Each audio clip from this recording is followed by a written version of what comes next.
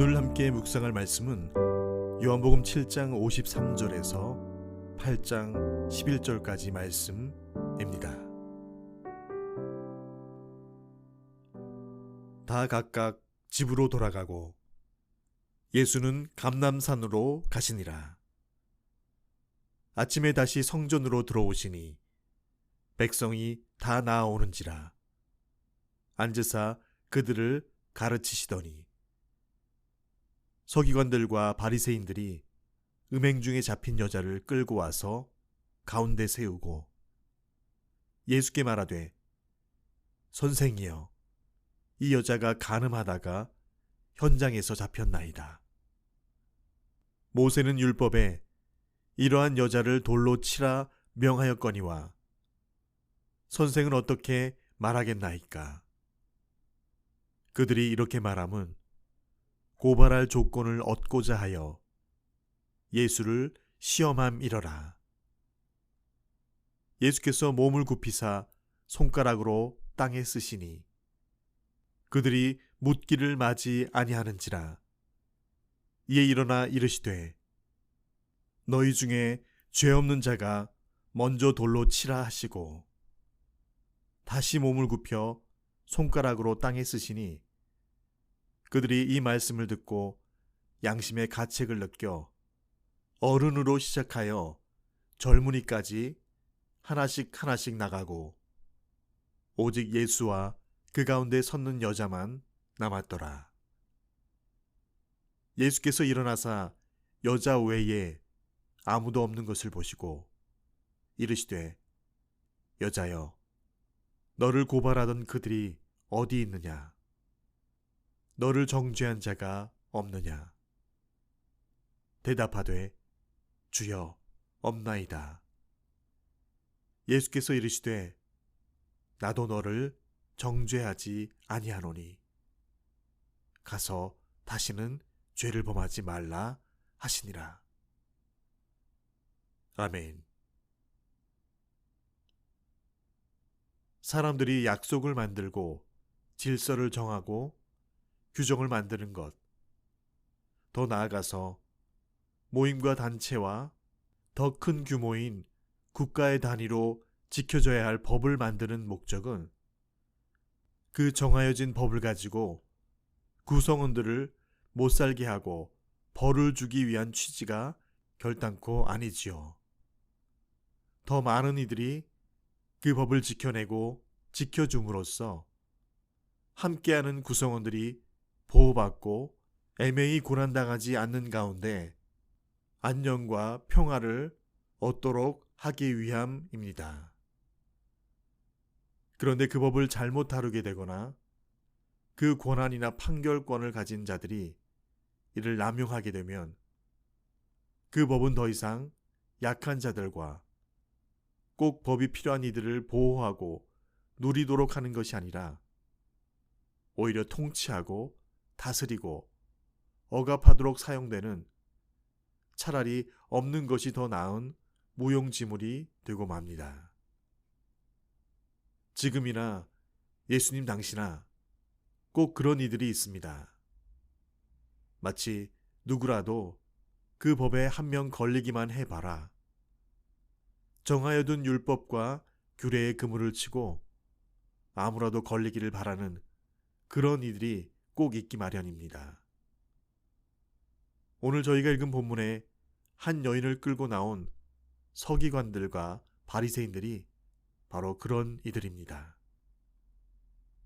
유대 명절을 다 보내고 사람들도 모두 돌아가자 예수님께서도 감람산으로 올라가 기도하시다가 다시 성전으로 내려오셔서 백성들을 가르치십니다.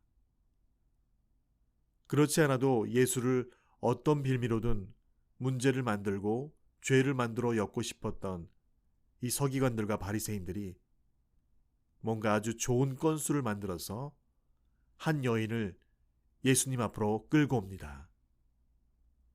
바로 간음하다가 현장에서 잡힌 여인입니다. 사실 오늘 7장 53절부터 8장 11절까지 이 단락은 요한복음에 속하지 않는다는 그런 사본학자들의 의견도 있습니다.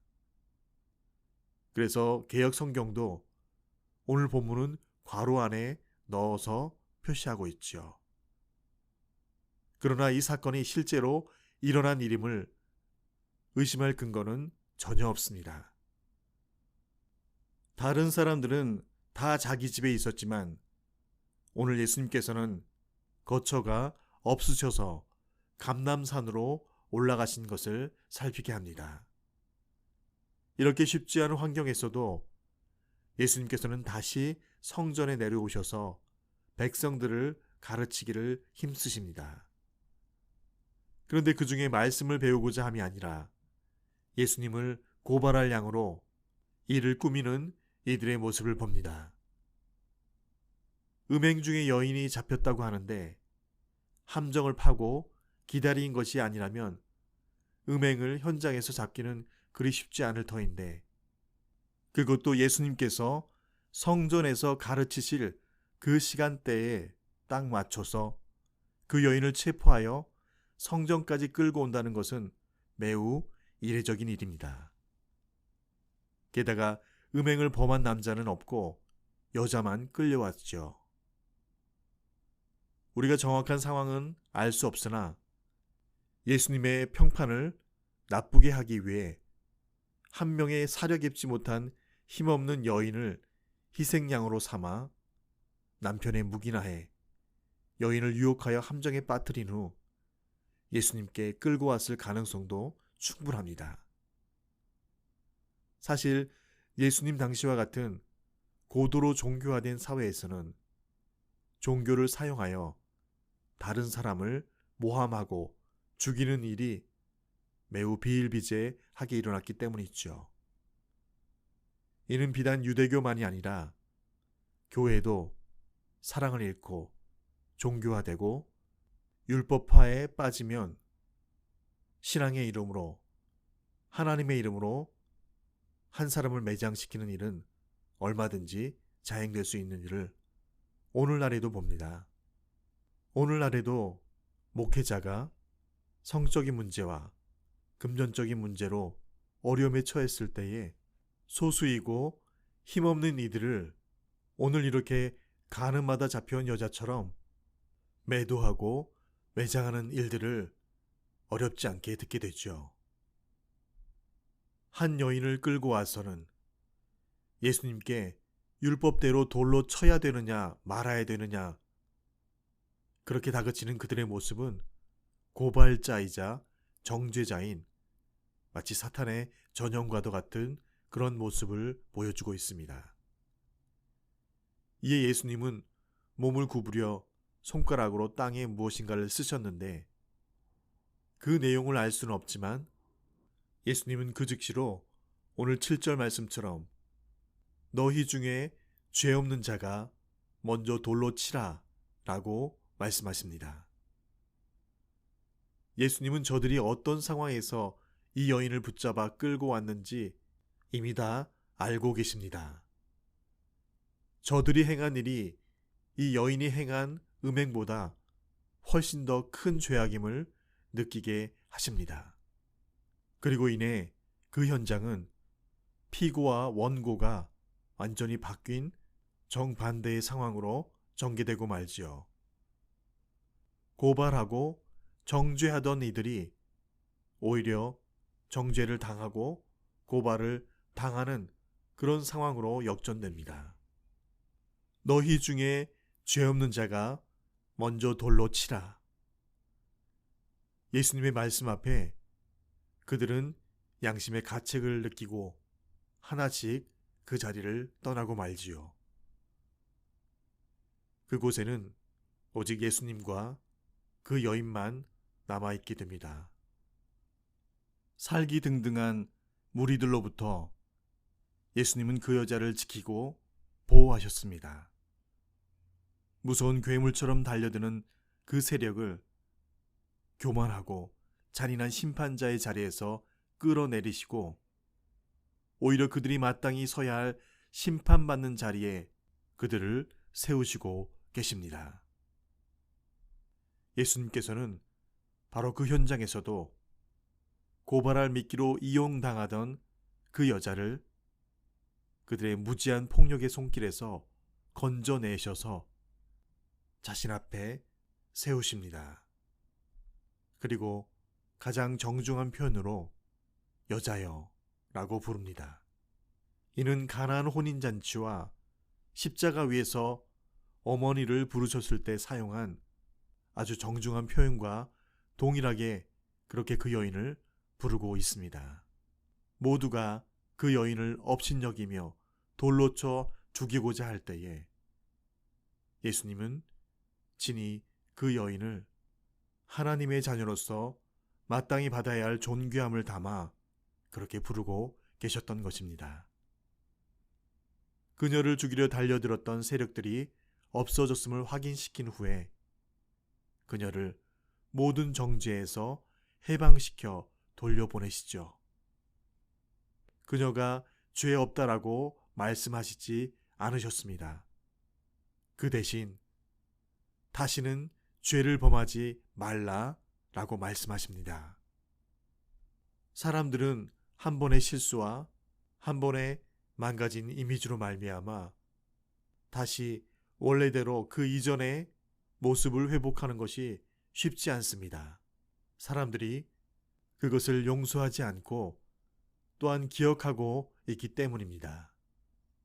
율법이 죄를 알게 하고 죄를 깨닫게 하며 죄를 밝히는 역할을 한다면 우리 예수님은 그렇게 밝혀진 죄 가운데 있는 우리를 구원하시고 회복시키셔서 다시는 죄 짓지 않게 하시기 위해 우리를 찾아와 주신 것이죠. 그 예수님이 십자가에 달리심으로 그 이름을 믿기만 하면 그때 하나님께서 우리에게 말씀하십니다. 너는 죄 없다. 오늘 여인을 향해 예수님께서는 말씀하십니다. 여자여, 너를 고발하던 그들이 어디 있느냐? 오늘도 사단은 우리가 죄 있다라고 고발하며 죄로 우리를 무너뜨리려 하지만 그리스도 예수의 보혈의 공로는 우리를 죄 없다라고 단호히 선언하여 주십니다. 그 주님께서 오늘 우리에게도 말씀하십니다. 다시는 죄를 범하지 말라.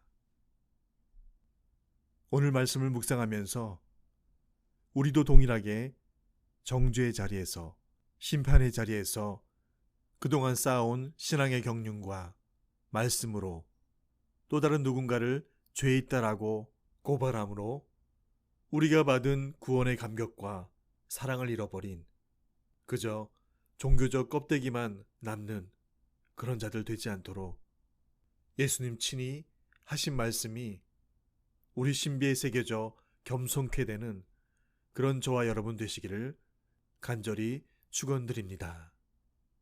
주신 말씀 기억하며 함께 기도하시겠습니다. 이에 일어나 이르시되 너희 중에 죄 없는 자가 먼저 돌로 치라. 여자여, 너를 고발하던 그들이 어디 있느냐? 너를 정죄한 자가 없느냐? 가서 다시는 죄를 범하지 말라. 비판을 받지 아니하려거든 비판하지 말라. 너희의 비판하는 그 비판으로 너희가 비판을 받을 것이요 너희의 헤아리는 그 헤아림으로 너희가 헤아림을 받을 것이니라. 어찌하여 형제의 눈 속에 있는 티는 보고 내 눈 속에 있는 들보는 깨닫지 못하느냐? 보라, 내 눈 속에 들보가 있는데 어찌하여 형제에게 말하기를 나로 내 눈 속에 있는 티를 빼게 하라 하겠느냐? 외식하는 자여, 먼저 내 눈 속에서 들보를 빼어라. 그 후에야 밝히 보고 형제의 눈 속에서 티를 빼리라. 아멘. 아버지 하나님, 지적과 비판과 판단이 아니라 관용과 배려와 살핌으로 그 허물을 덮고 다시 기회를 베푸는 그 주님 마음 내게 허락하여 주시옵소서. 주님, 그 주님 마음 오늘 내게 그렇게 부어 주시옵소서. 죄 있다 나를 비판하고 정죄치 않으시오. 그 죄 다 가져다 친히 나무에 달리시고 살 찢으시며 피 흘리신 내 구주 예수님의 이름으로 기도합니다. 아멘.